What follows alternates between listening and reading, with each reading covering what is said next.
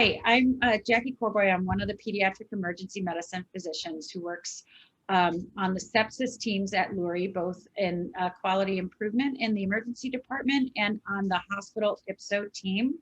And I am here with my colleague, Kim DeNicolo. Hi, everyone. I'm Kim. I work with Jackie on emergency department quality improvement with sepsis. I'm an ED nurse, and I'm also working alongside the facility, the organization with IPSO and sepsis. And we are here today with Stephanie, who is a parent of a child who experienced sepsis. And why don't you go right ahead, Stephanie, and tell us about your experience? Perfect. So my name is Stephanie. I have a 10-year-old son named Jonah, but back in 2015, he was a 4-year-old oncology patient with a central line.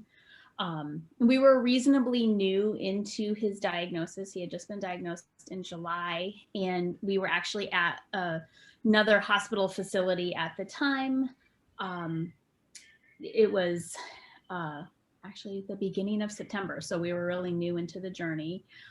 Jonah developed a fever while we were at the other facility, and we started to see some concerning signs with, like, his fever just kept going up and up and up.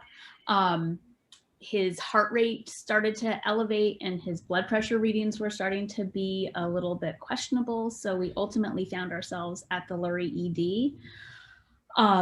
And bless the nurse that we had, she really played it super calm. Jonah had received a dose of Tylenol at the hospital facility, oral Tylenol.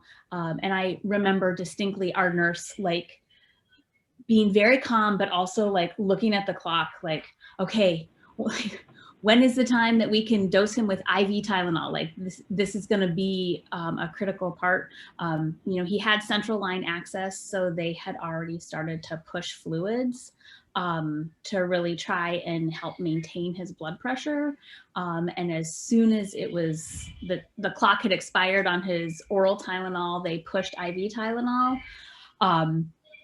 And so we were feeling pretty okay. And then actually Jonah demonstrated some sepsis rigors. And all of a sudden, like, there are so many details of that day that are clear all these years later and some that have gotten fuzzy, but all of a sudden I felt like I was in the TV show ER, because I was like pinned against the bed by people who were in the room. I remember one of the providers saying, "Mom, you just stay there and make sure he doesn't fall off the bed," because they were trying to help take this situation that was spiraling out of control pretty quickly to bring it down. And actually, I have to confess, I don't remember what the trick was that finally calmed things down. Like, everybody was in the room. They pushed some different meds in, and he ultimately, the rigors ceased, his temperature started coming down, his blood pressure seemed to stabilize. And then from there, we were transferred ultimately to the PICU for just a couple of days. Well, I'm so glad that he did well after that. Could you recall anything about what the communication was like, what you ended up understanding about what was wrong with Jonah? So